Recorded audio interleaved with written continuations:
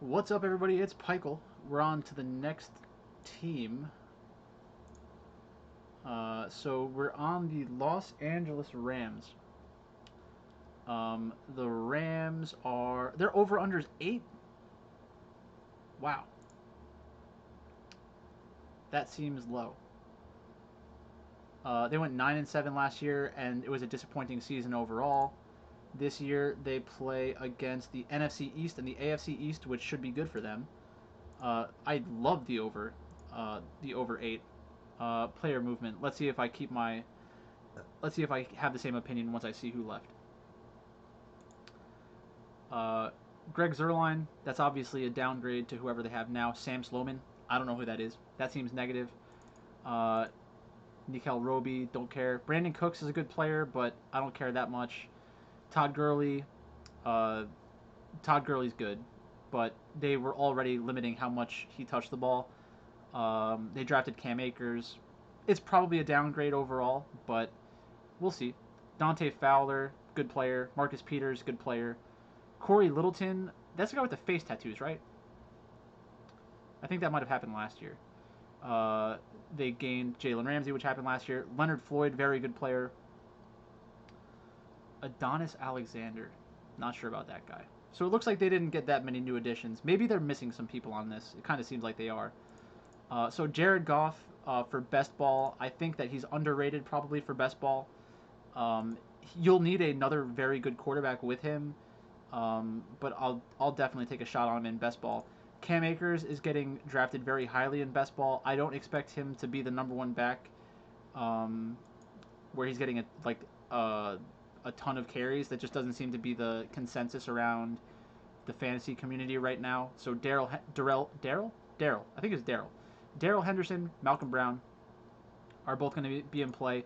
John Kelly, I feel like he was being drafted at some point in a lot of the best ball drafts that I'm in, which is surprising. Cooper Kupp and Robert Woods should both have good years. Josh Reynolds makes a lot of sense if you have Jared Goff on your team. Tyler Higbee is probably getting drafted too high, in my opinion. He's not I'm not drafting him as a true number one in season long or in best ball. Like if I have two mediocre tight ends, then I'd probably feel fine if he's one of them. But I just don't love the pieces.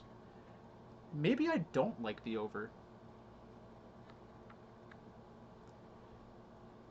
How big of a loss is Brandon Cooks, Todd Gurley?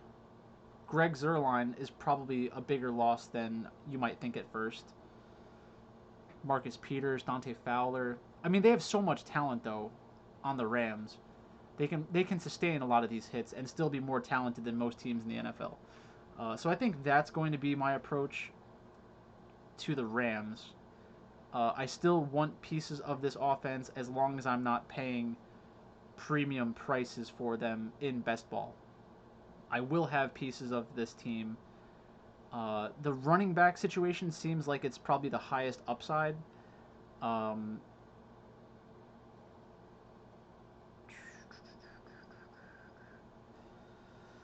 drafting Cam Akers kind of feels bad a lot of the time in the draft. So maybe if you can grab Cooper Kupp or Robert Woods in one of the middle rounds, get Jared Goff on your team at some point, get one of the tight ends, get Josh Reynolds, I think that could be okay for best ball. But that's basically all I've got for the Rams. I think I like the over. And then let's take a look at their odds to win the Super Bowl. Plus 4,000.